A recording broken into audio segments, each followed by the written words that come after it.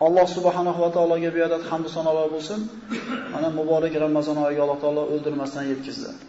Sahoba ikromlar Ramazon oyini tutib bo'lib ro'zasini Alloh taologa 5 oy, 6 oy yig'lar ekan. Parvardigor tutgan ro'zalarimizni qabul qilgin. Qolgan 6 oyini yana yig'lashar ekan. Parvardigor Ramazonga yetmasdan jonimizni olmagin. Alloh taologa hamd sano bo'lsin, Ramazonga yetkazdi. Rasululloh sollallohu alayhi vasallam kunlarda birida minbarga chiqib ketayotib 3 marta amin, amin, amin dedilar. Sahobalardan bu quruqdan quruq amin deyishning sababini so'raganda aytib berdiki, minbarga chiqib ketayotganimda do'stim Jabroil kelib aytdiki, "Ey Muhammad sollallohu alayhi vasallam, ota-onasidan ikkalasi tirik yoki bittasi tirik bo'lsa bir kishini, shu ikkala ota-onasi yoki bitta ota-onasini tirikligida duosini olib, roziligini olib, o'zini jannatiy qilib olmagan kishi xor bo'lsin. Amin deng" dedi. Rasululloh sollallohu alayhi vasallam amin dedilar. Duo ketdi birodarlar. Ota-onasidan bittasi yoki ikkalasi tirik bo'lib turib, roziligini olmasdan o'tib ketgan farzand xor bo'ladi. Duo ketgan. Bu birinchi amin deyishini sababi edi.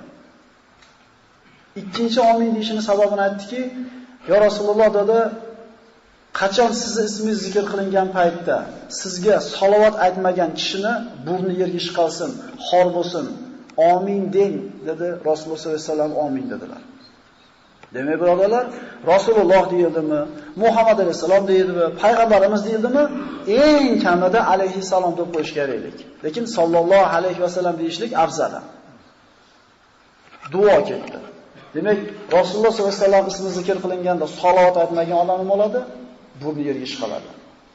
Va uchinchi amin deyishning sababi shu bo'ldiki, Jabroil alayhisalom Rasululloh sollallohu alayhi vasallamga aytdiki, qaysi bir kishi Ramazon oyiga guvoh bo'lsa-yu, gunohlardan tozalanib, o'zini jannatiylar qatoriga qo'shib olmagan bo'lsa, xor bo'lsin, amin dedi. Rasululloh sollallohu alayhi vasallam amin dedi. Birodarlar, mana shom payti kelishligi bilan islomda yangi kun boshlanadi. Hozir Ramazon oyida o'tiribmiz. Tong otganda Ramazon bo'lmaydi. Islomda shom payti keyingi kunda kirganligini bildiradi. Shunday bo'ladigan bo'lsa, siz bilan biz Ramazon oyida o'tiribmiz. Rasululloh sollallohu alayhi vasallamdan duo ketgan, shu oyda taqvo qilib, shu oyda ibodat qilib, agar biz o'zimizni gunohlardan tozalab jannatiylar qatoriga qo'shib olmaydigan bo'lsak, xor bo'lamiz. Burnimiz yerga chiqadi. Alloh o'zi saqlasin bundan. Mana so'zni boshida tabibni misolidan boshladim. Mana imom domlamiz tarovih namozini birinchi rakatiga Baqara surasidagi birinchi oyatlarni o'qidi. Bismillahirrohmanirrohim. Alif lam mim zalikal kitab la royba fi hudan lil muttaqin. Alif lam mim bu shunday kitobki, bu kitobda hech qanday shubha bo'lmagan kitob. Hudan lil muttaqin. Taqvodorlar uchun hidoyat bo'lgan kitob. Mana payg'ambarlarning qissalarini ko'rib chiqdik bir qator sizlar bilan. Allohga hamdlar bo'lsin. Va xulosamiz shu bo'ldiki, agar Alloh hidoyat qilsa, xohlagan bandasini hidoyat qilar ekan. Agar hidoyat qilishni xohlamasa, 25 ta mo'jizani ko'rsa ham, bahri lan nu'mina laka hatta naralloha jahratan. Allohni o'zimiz ko'zimiz bilan ko'rmagunimizcha senga iymon keltirmaymiz, ey Muso deb turishaverar ekan. Qur'onda ba'zi oyatlarni o'qib turib dahshatga tushasiz. Bala qodirina ala an nusawwiya banana. Biz sizlarda o'lib, chirib turpoq bo'lib ketganlardan keyin qayta tiriltiramiz desak, ishonmayapsizlarmi dedi Alloh. Sizlarda tiriltirishlik emas, faqatgina tiriltirib qo'yish emas, barmog'inglarning uchidagi izinglarda ham o'zi o'rni gap kelib qo'yamiz dedi. 19-asrning ikkinchi yarmida kriminalistika fani rivojlangandan keyin aniqlandi, odamda barmog'ingizni bir-biriga o'xshamasligi. 1,5 yil burun bunaqa bir diqqat qayerdan aytilindi?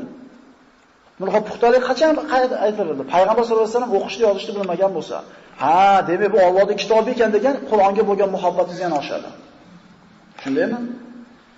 Sizni qalbingiz yumshab, dahshatga tushyapti Allohdan qo'rquvdan. Yana bitta odamga baribir o'tiribdi. Marajal bahrayni yaltaqiyan baynahuma barzahun la yabghiyan. Ikkita suv keladi, biri shirin, biri sho'r, urushadi, lekin o'rtasida ko'rinmaydigan to'siq bor, aralashmaydi. Hatto o'sha g'arb olamidagi katta bir dengizchi olim buni ko'rib iymon keltirib olibdi. Xuddi shu oyatda bittasi yo'q odam yo'qib bersangiz, unga temperaturasi ko'tarilmaydi ham, tushmaydi ham. Unga baribir. Nimaga bu kitob hammaga bir xil ta'sir qilmayapti? Aytasizda, "Va, shu mo'jizani odamlar ko'rsa nima bo'lar ekan? Hammasi iymon yo'q akalar. Alloh hidoyat qilganlar iymon keltiradi." Bu kitobda Alloh taolo aytayaptiki, bu shunday kitobki, shubha yo'q buning ichida va taqvodorlar uchun hidoyat deydi. Boya aytdim sizlarga. Tabibni talablarini bajarasiz, dorini iste'mol qilishidan burungi aytgan talablarni bajarasiz, ini dori kor qiladi. Alloh taolo aytayapti, "Hudan lil muttaqin." Bu kitob hammaga emas, taqvodorlarga chiroyli yo'lni ko'rsatadi deydi. Kim Qur'ondan to'g'ri yo'lda o'rganib yashaydi? Kim Qur'on bilan chiroyli bir hayotini bir bezaydi? Muttaqinlar deydi. Demak, hammaga u oyatni o'qib bersangiz ham siz ta'sirlanganiga ta'sirlana olmas ekan. Agar u kishida taqvo degan sifat bo'lmasa. Bu oyatlarda Qur'oni Karimda birinchi o'rinda keltirilganligi, mana kitob tartib qilinganda Baqara surasi birinchi kelishligi va xususan mana shu Qur'ondagi eng katta sura bo'lgan Baqara surasidagi birinchi mana shu 5 yoki 6 ta oyatni nimaga birinchi o'rinda kelganligini bir fahm qilaylik. Bu kitobni o'qishdan avval deyapti, insonlar qaranglar. Bu kitob sizlarga asqatishini xohlasanglar, hayotingizda tuzatishini xohlasanglar, avval sizlarda 1, 2, 3 sifat bo'lish kerak. Ine kitob sizlarga asqatadi deyapti. Alloh Qur'onda mana qanday degan? Alloh Qur'onda mana qanday degan? Desiz, bir odam buni tasdiqlamayapti. Nima deyapti? Shunday mazmun oyatlar borki, sutxo'rlikni kasb qilgan odamlar o'zlariga Alloh va Rasulidan urushni halol qilyapti deydi. Musulmon odam biladiki, sutxo'rlikka qo'l urgan odam, bergan ham, olgan ham xor bo'ladi. U aniq xor bo'lishligi, ikkilanmaydi, shunday emasmi? Endi xuddi shu oyatda ana shu deylik kitobga iymon keltirmayotganki, qalbi Alloh tomonga yotmagan odamga gapirsangiz, xoromayapti, normal yuribdi deydi. Falonchi, po'kinchi deydi, yegani oldida yemagani. Lekin ishtonning ichidan nima o'tayotganini o'zi biladi. Alloh va Rasulidan urushni o'ziga halol qilyapti deganda, boyaga aytgan Qur'on ta'sir qilayotgan odam tiyiladi bu ishdan. Boshqa odamlar u o'zi bilyapti hali sutxo'r, hayot qana ketyapti. Alloh xor qilaman dedimi? Biz uni istamaymiz, xalqdan xor qilar ekanda. U xor bo'lgani o'sha o'zi.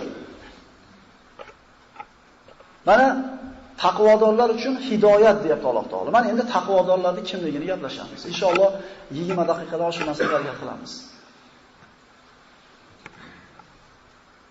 Hudan lil muttaqin allazina yu'minuna bil g'oyb. Davom etkizinglar. Yuqimunas sola, chunsi va mimma razaqnahum yunfiqun, zakat emas ekan. 3 ta sifat egalarini Alloh taolo muttaqinlar deyapti. Yana aytayapmiz, issiq suv, oyog'ingizni sovuq suvda yuvmaysiz, cho'milmaysiz deyapti. Shu sifatlarni bajarsa, shu tarafda bajarsa, dori kor qiladi. Agar Qur'on bizga to'g'ri yo'l ko'rsatishini xohlasanglar, birodarlar, mana shu 3 ta sifat bo'lishi shart bizda. 3 ta elami. Ozu. O'zi shu birinchisini qoyim qilib olsak, birodarlar, o'zi yer yuzida bizdan baxtli odam bo'lmaydi. G'aybga ishonsa deyapti. Namoz o'qisa deyapti.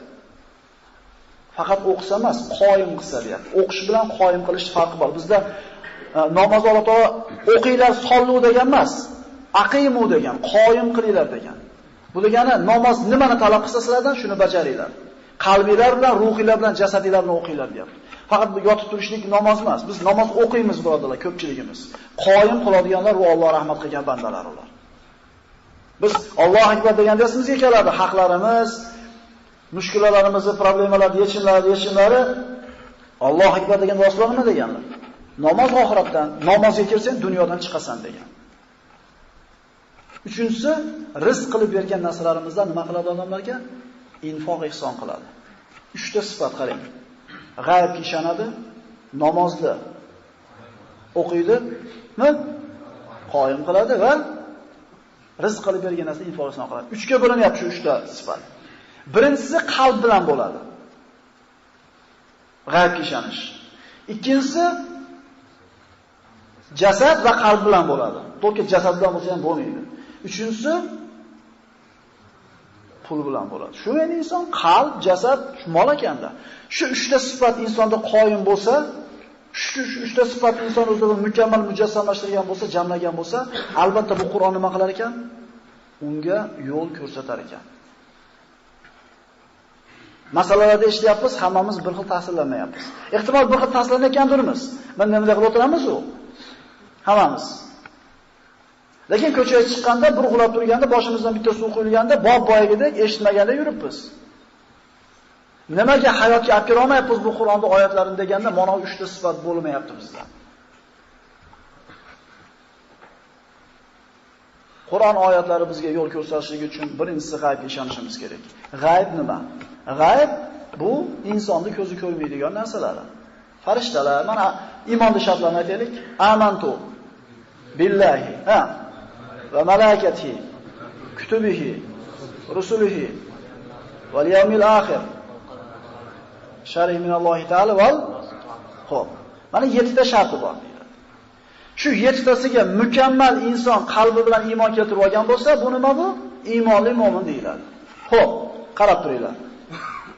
Shuni maydalaymiz. Allohga iymon keltirdik. Shundaymi? Hech kimda shak-shubha yo'q. Ko'rmagan narsasiga ishonishlik bu mo'minlikning belgisi, insonlikning belgisi. Bir shunaqa bir tuzumda yashab ko'rdik. Otalar. O'qituvchi maktabda ruchkani ko'rsatib aytayapti. Bolalar deyapti. Ruchkani ko'ryapsizlarmi? Ko'ryapmiz. Ruchka bor. Doskani ko'ryapsizlarmi? Doska bor. Melni ko'ryapsizlarmi? Bor. Allohni ko'ryapsizlarmi? Bir paytlar islomga shu bir dushmanlik bo'lganki, musulmonning og'ziga shunday svarka qilib yorib turib yomonlavergan. Deyishlikka hol berilmagan. O'zini himoya qilishlikka oyoq-qo'lini bog'lab qo'yib turib operatsiya qilib qo'ygan.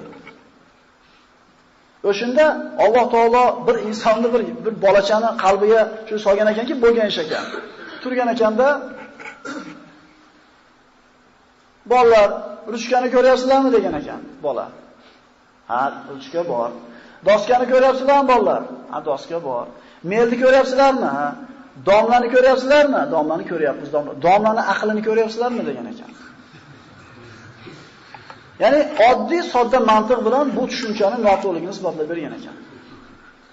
Hayvon u. Itga ko'chada turgan mishqimdek xo'mrib, g'udrasa tushunmaydi u. Turaveradi qarab. U nimaga ishonadi? Bunday engishib turib bir tosh olmoqchi bo'lgan paytida qochadi. U ko'rgan narsasiga ishonadi. Insonda hayvondan ajratadigan narsasi aqli bilan ko'rmagan narsani ham topib ishonishligida emasmi? 224 sum ochib turibdi. Qo'g'as bo'lmasligi ham mumkin to'kunda. Bo'lishi ham mumkin, lekin nima qilasiz? Qo'rqasiz. Ko'zi ko'rmagan odam ishonmasdan yo'q to'g'risida kelinglar boshiga salomon paket kiyizib, matn chigib qo'yaylik. Ko'zi ko'rmayotgan havoda borligini havo to'xtab qolganda his qilsin. Bu endi siyqa chiqib ketgan mavzu. Allohga ishondik ko'rmasdan. Farishtalarga ishondik, qiyomat kuniga ishondik, qayta tirilishga ishondik. Kitoblarga ham ishondik, ham bitta joy, nozil joy qo'yganmizda.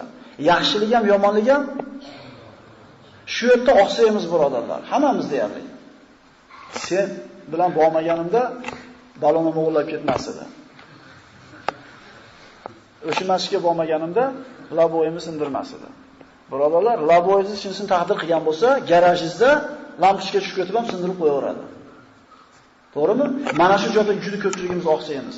O'shuning uchun bor yo'q Alloh taolo deyapti. Qur'on degan kitob sizlarga yo'l ko'rsatishlik uchun 3 ta sifat bo'lish kerak sizlar deyapti. Iymon, namoz, ihson.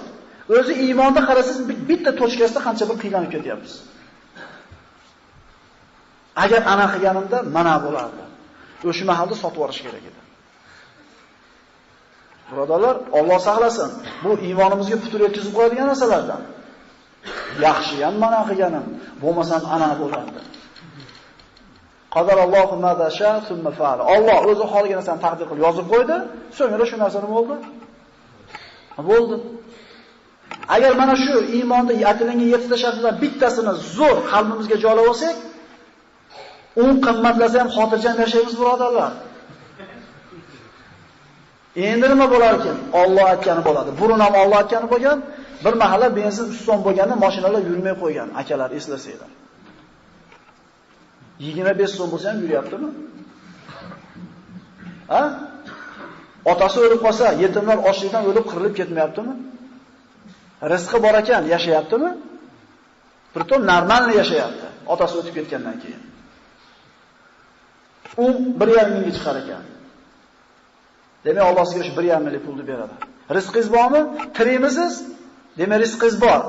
O'shuning uchun tiraysiz.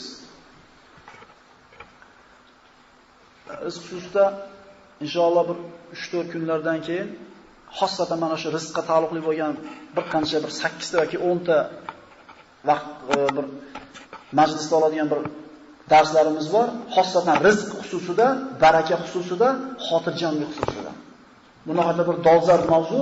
Hozir boshlamayotganimiz sababi odamlar bir joyga ko'proq odam foydalansin degan niyatda orqa ichida surib turibmiz. Inshaalloh juda chiroyli darslar.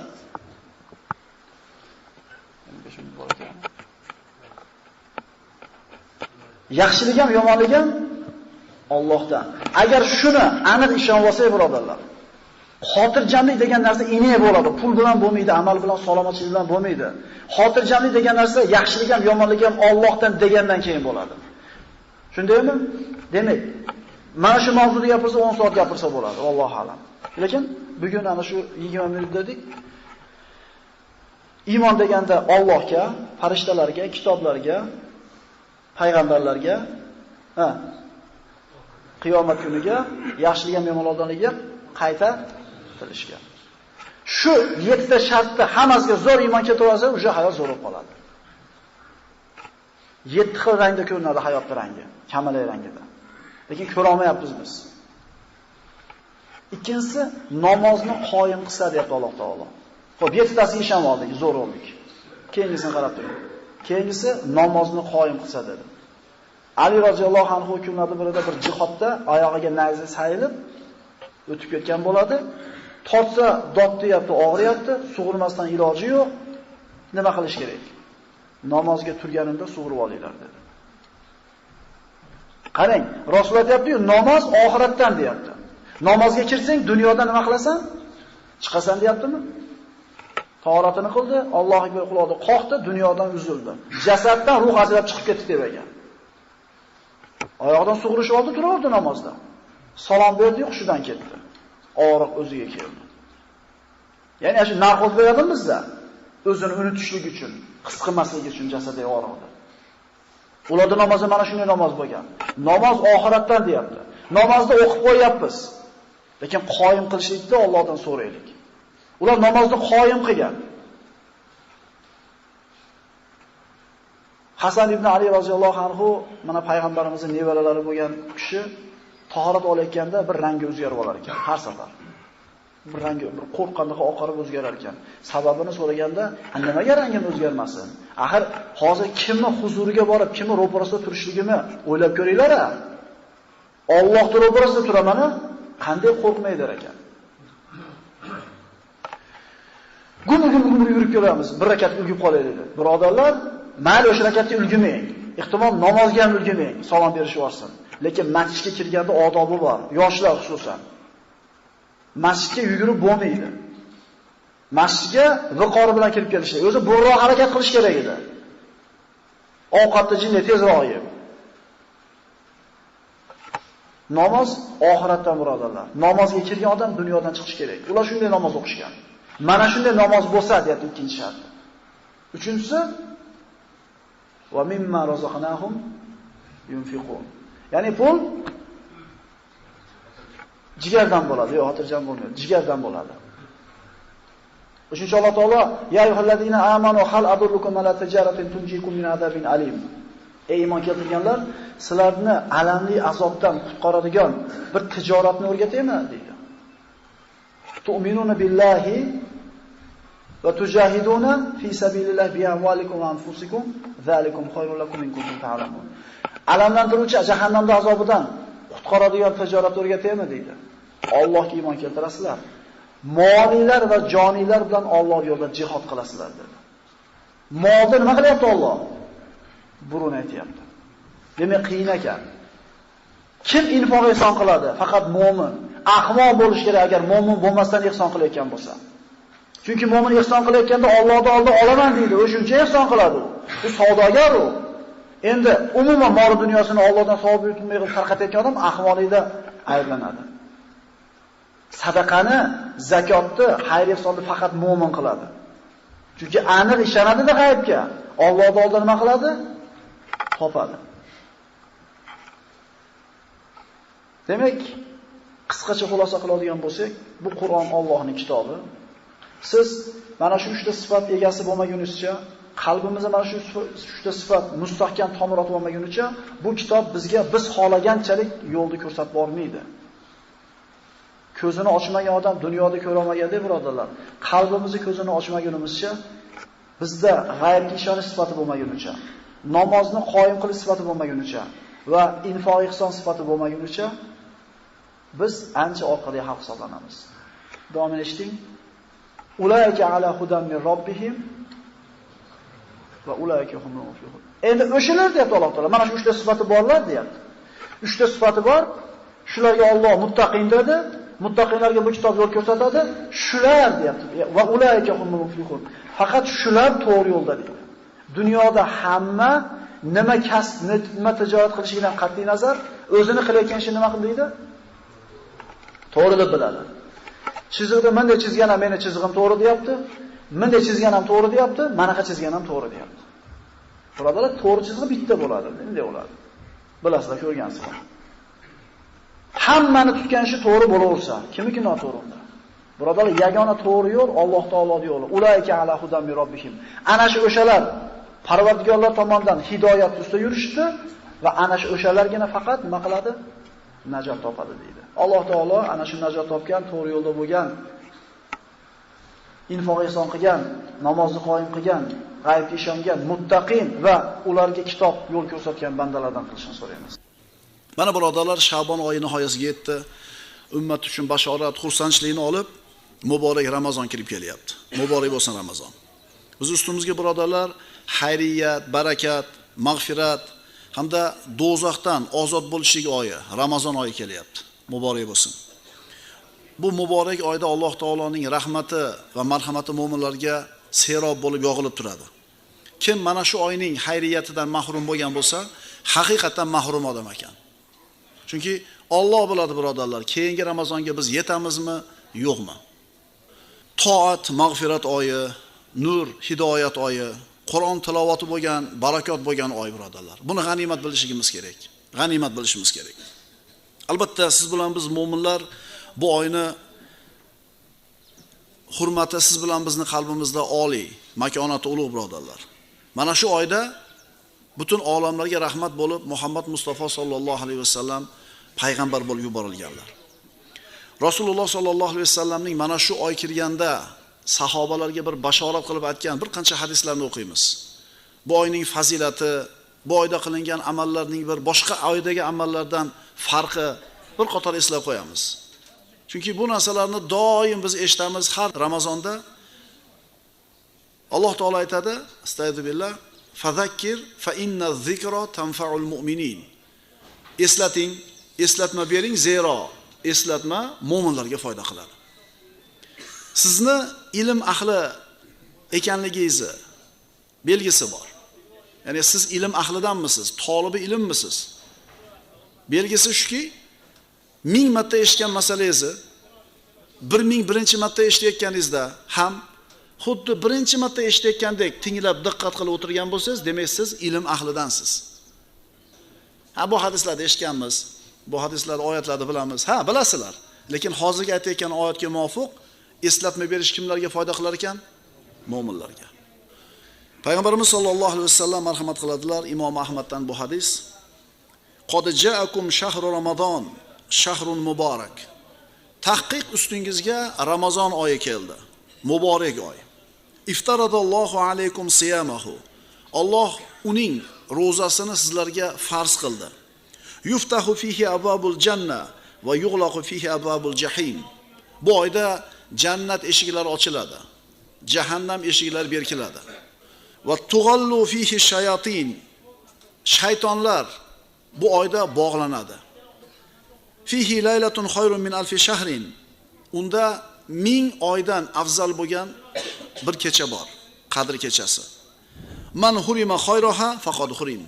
Mana shunday muborak oyni xayriyatidan kim mahrum bo'lgan bo'lsa, haqiqatan mahrum bo'libdi. Ramazon muborak bo'lsin, birodarlar. Intiqib siz bilan biz xursandchilik bilan kutgan muborak oy keldi.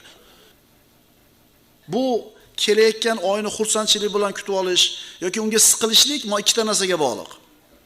O'lchov va tushuncha.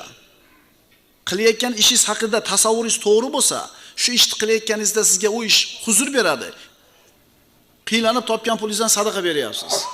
Qiylanib topgan pulingizdan zakot beryapsiz.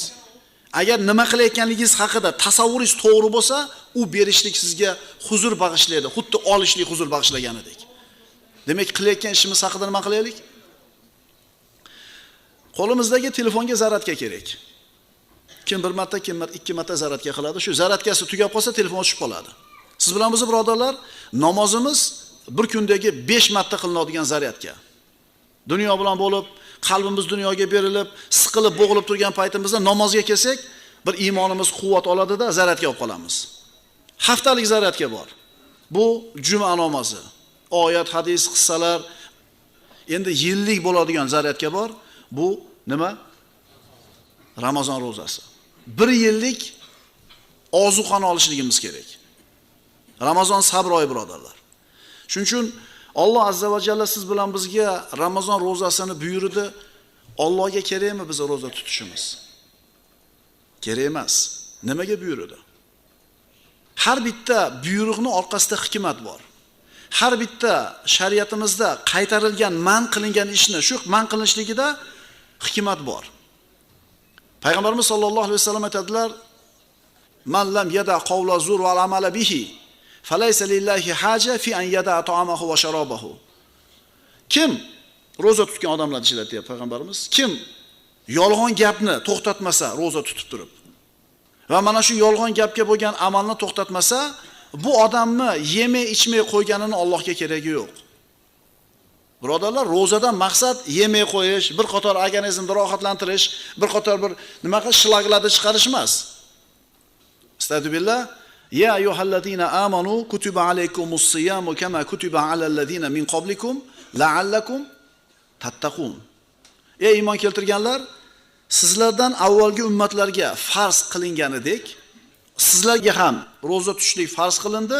Maqsad nima edi? La'allakum tattaqun. Shoyat taqvodor bo'lsanglar. Rozadan maqsad taqvo. Rozadan maqsad taqvo. Uyqusi yaxshi odamlarning rashotini qarang. Peshinda o'qib turib bitta tashlasam, asrgacha uxlaydi, qoyil. O'zi bir hisobda yaxshi, bunaqa odam uxlagani yaxshi, chunki o'g'il bo'lsa gunoh qilgandan ko'ra telefon o'ynab, har xil narsani ko'rib. Nima qilgani yaxshi? Uxlagani yaxshi. Lekin birodarlar, u rozadan maqsad uxlashmasda. Bizni rozamiz o'sha sahobalarda hayotidagi bo'lgan roza bilan taqqoslasak, bizni rozamiz uyqu va ovqat oyi. Birodarlar, roza tutishdan maqsad kelinlar ertamandan kechgacha oshxonada qolib ketmasin. Boshqa oyda yemaydigan ovqatlarni qilib yeymiz. Nima demadinglar? Kelinglar o'sha kelinlarga ham ozgina fursat beraylik. Chunki rozadan ko'zlangan maqsad la'allakum tattaqun. Shoyat taqvodor bo'lsanglar. Ozgina narsa bilan, endi ro'zani hurmati yo'qmi, domla? Hurmat nima bilan o'lchanar ekan? Dasturxondagi ovqatni hech chiqilligi bilan. Mana bu narsa noto'g'ri-da. Darsimizni boshida aytdik. Qilayotgan amalingiz haqida tasavvuringiz to'g'ri bo'lsa, bu ishni qilishingiz ham to'g'ri bo'ladi, qabul bo'lishi ham to'g'ri bo'ladi.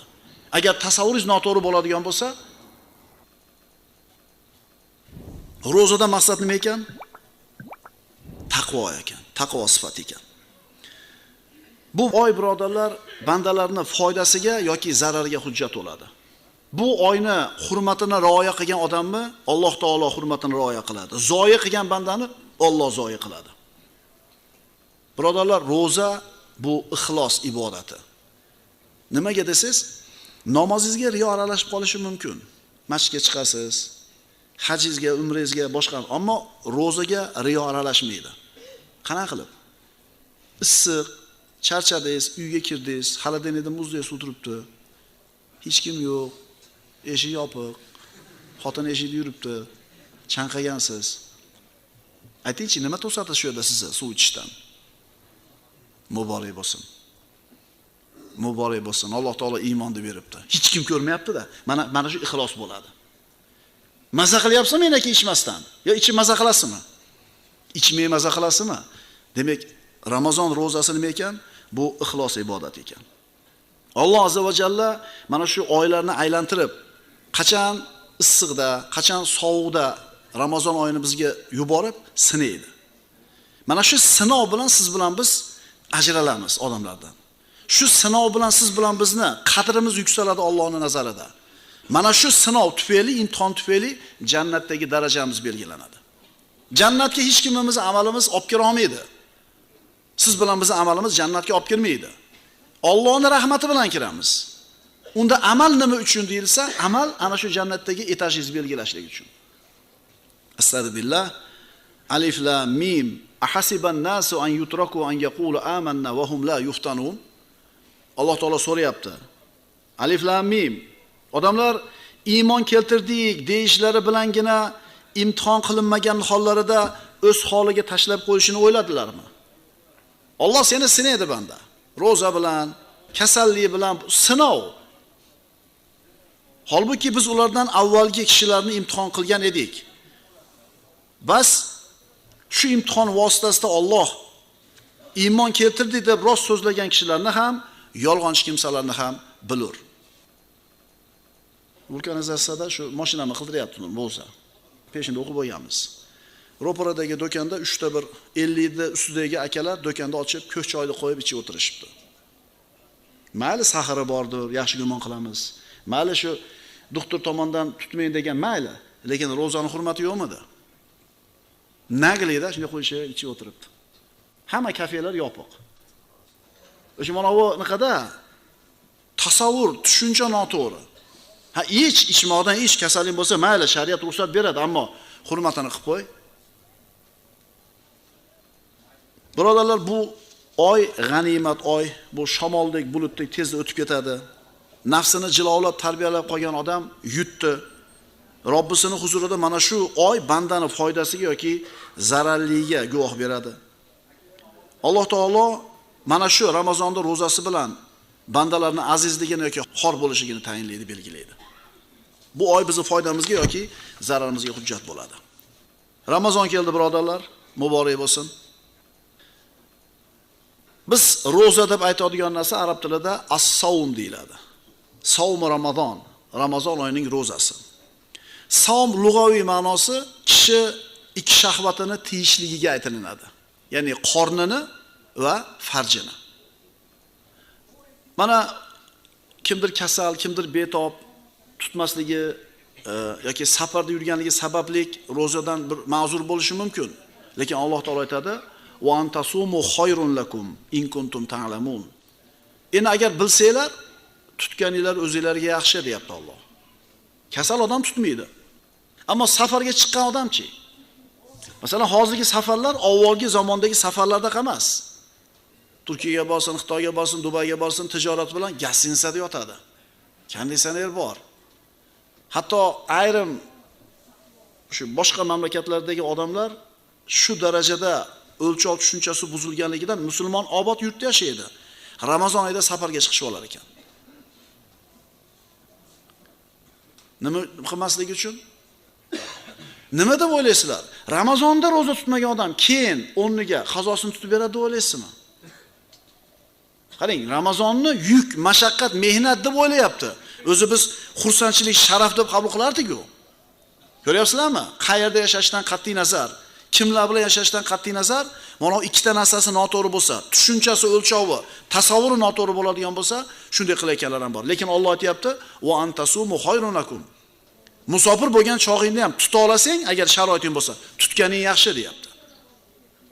Hatto ana shu uzri bor odam, o'shadagi saharidir yoki suv ichib turish kerakdir, saharlikka turadi. Niyat qiladi. Og'zini yopadi. O'sha dori ichadigan joyigacha tutadi. Tushunyapsizlarmi ro'zani hurmatini? Endi boyaga biz aytayotgan choyda nagli ichib o'tirganlar, mana ikkita narsasi noto'g'ri. keyingi Ramazonga kelasanmi yo'qmi Xudo biladi. Har bitta ishning hikmati bor dedik shariatimizda. Agar ota bolasiga tishini yuvib ol bolam desa, u buyruqni bajarishi oson. Chunki bu buyruqni orqasidagi foydani biladi bola.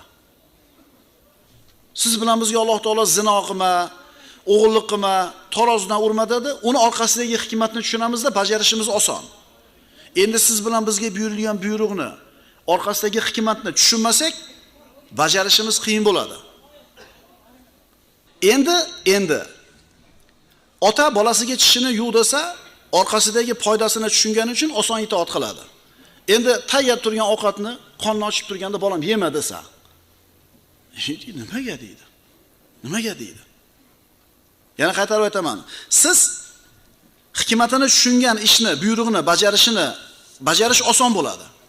Ammo siz hikmatini tushuna olmasangiz, qiyin bo'ladi. Endi sizni nima majbur qiladi kunduzida och qolishlikka, chanqashlikka, joningizni, nafsingizni qiynashlikka nima majbur qiladi? Iymoningiz. Iymoningiz nima deyapti? Modomiki Alloh taolo shu ishni qil dedimi? Demak, buning orqasida ulkan katta bir foyda, hikmat bor. Robbingizga bo'lgan iymoningiz sizni ovqatdan to'sadi. Tushunarlimi?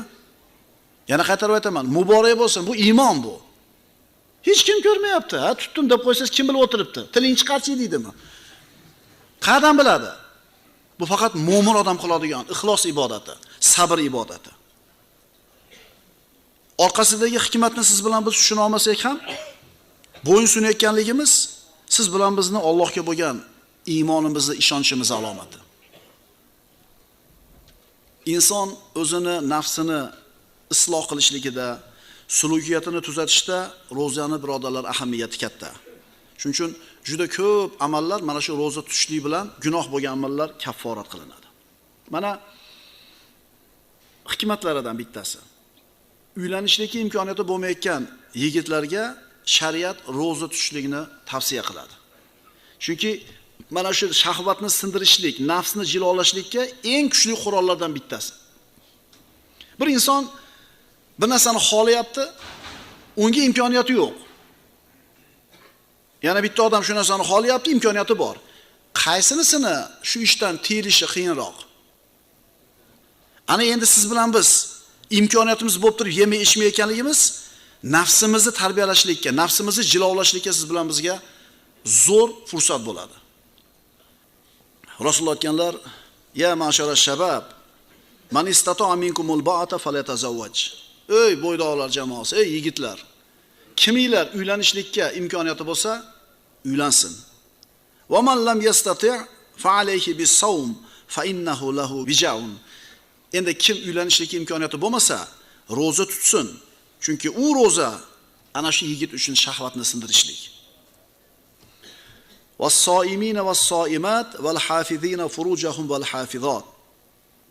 Roza tutuvchi erkaklar, roza tutuvchi ayollar, avratlarini saqlovchi erkaklar va avratlarini haromdan saqlovchi bo'lgan ayollar. Demak, inson shahvatini kesishligidagi eng ishonchli vosita nima ekan? Roza ekan. Ya'ni qaysi oy kelganligini his qilaylik. Uxlab nima qilmaylik? Beparvolik bilan o'tkazib yormaylik, birodarlar. Jabir roziyallohu anhudan rivoyat qilinadi: "Innamas siyamu junnatun yastajinnu biha al-abdu minan nar." Imom Ahmaddan. Roza qalqon, birodarlar. Albatta roza qalqondir dedilar Rasululloh. U bilan banda o'tdan himoyalanadi. "Ma min abdin yasumu yawman fi sabilillahi illa ba'adallohu bizalika al-yawm wajhahu anin nari 70 kharifan." Qaysi bir banda dedilar Rasululloh sallallohu alayhi vasallam, bu muttafaqun alayh bo'lgan hadis. Alloh uchun bir kun roza tutsa, bir kun, ya'ni Alloh uchun Ramazonda bir kun roza tutsak, mana shu bandaning yuzini ana shu kun sababli 70 yilga do'zaxdan uzoqlashtiradi. Bir kuni 70 yilga. Sezon deymiz, ha? Nima deymiz? O'sha kiyim-kechak sotadiganga, masalan, dublonga sotadiganga kuz sezon, to'g'rimi yo qishmi? Kuz. Chunki uje qishgacha olib bo'lgan bo'ladi-da. Yoki bo'lmasam yozgi kiyim sotadiganga sezon qachon? Bahor. O'sha sezonda olib qolaylik deydi. Mana shu sezonda olsak tom yopib olamiz. Ya'ni g'animat biladi mana shu narsani. Ramazon mo'min uchun nima? Sezon. Ko'paytirilgan 70 ta bunaqa formula qayerda bor? Ro'zadorning savobi behisob qilib beriladi. Astagfirullah. Innama yuwaffas sabiruna ajrahum bighayri hisab. Albatta sabirlarning, ro'zadorlarning ajrlari hisob kitobsiz beriladi. Kullu amal ibn adama lahu illa siyam fa innahu li wa ana ajzi bihi. Hadis qarang bir go'zalligini. Alloh taolo aytayaptiki, odam bolasining hamma qilgan amali o'zi uchun. Faqat ro'zasi men uchun. Mana shu so'zga e'tibor beraylik. Namozingiz o'zingizga, sadaqangiz o'zingizga, zakotingiz o'zingizga, hajjingiz o'zingizga, o'zingiz uchun qilasiz. Faqat ro'zasi men uchun deyapti. Va mukofotini ham o'zim beraman deydi. Aytdi-ku, hech kim ko'rmaydi-da bu ro'zadorligingizni. Hech kim bilmaydi-da.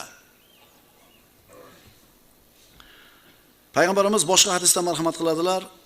Muhammadning joni qo'lida bo'lgan zotga qasamki, ya'ni Allohga qasamki, ro'zadorning og'zidagi hid Alloh uchun qiyomat kunida mushukning hididan ko'ra xushbo'yroq bo'ladi.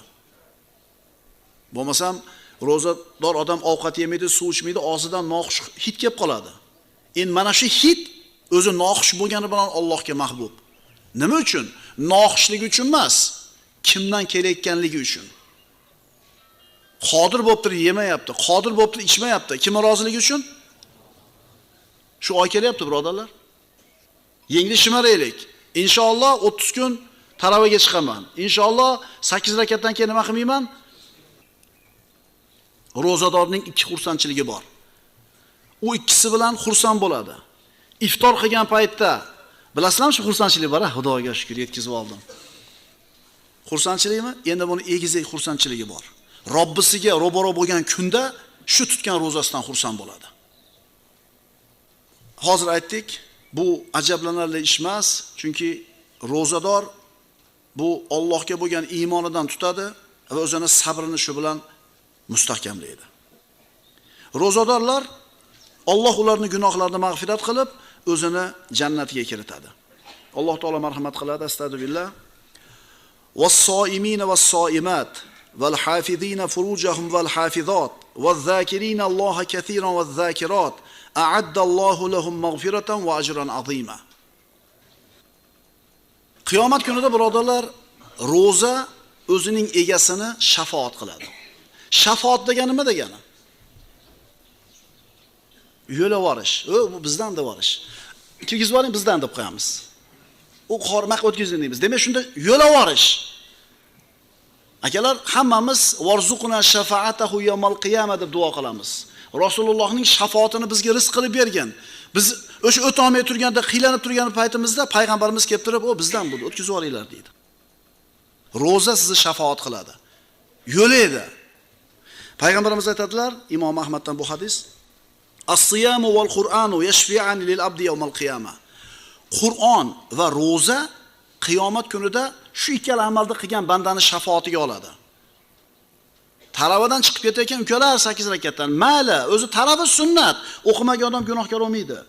Ammo chiqib ketib qiladigan ishingiz bilan mayada turgan paytingizdagi qiladigan ishingizni taqqoslab ko'ring. Qiyomatda ro'za bilan Qur'on shafaat qiladi deyapti. Bitta harfiga 10 ta savob bor Qur'onni. Siz tashqarida nima qilasiz chiqib? Keling, niyat qiling, shu Ramazonda xuftondan keyin telefonni o'chirib tashab qo'yaman uyga. Masjidga telefonsiz kelaman. Shunda ro'za aytadi qiyomat kunida: "Ey Robbim, men bu bandani kunduzi taomidan, shahvatidan man qildim. Meni shafaat qildirgin" deydi. Qur'on deydi: "Uni tunda uyqudan man qildim. Meni unga shafaat qildirgin" deydi. Bas Alloh izn beradi, ikkalasi shafaat qiladi. Ro'za bilan Qur'on. Ro'za bilan Qur'on. Ro'za ixlos ibodati dedik. Qilayotgan amallarga shubha, riyo kirib qolishi mumkin, ammo ro'zaga kira olmaydi birodarlar. Hech kim ko'rmaganda ham Robbisidan qo'rqadi, ro'za tutadi. Nafsingizni qiynab, chanqab ichmayotgan paytingizda, qorningiz ochib yemay turgan paytingizda Alloh taolo aytadi-da: "Ey banda, sen meni taniysan. Meni yaxshi ko'rasan, o'shuning uchun tutyapsan. Meni ko'rib turishingimga iymoning komil, o'shuning uchun podvalga tushib ham ichmayapsan, tomga chiqib ham ichmayapsan." Bu qalbingizga huzur bag'ishlaydi, birodarlar. Roza jannatga olib boruvchi sabablardan. Ko'pchiligimiz bilgan hadis, albatta jannatda Rayyon deb nomlanadigan eshik bor. Undan faqatgina rozadorlar kiradi. 8 ta eshigi bor jannatda. Alloh bizga 8 alasiga yo'l bersin. Lekin bittasi ochilib qolsa yutdingiz. Mana shu Ramazon oyi birodarlar.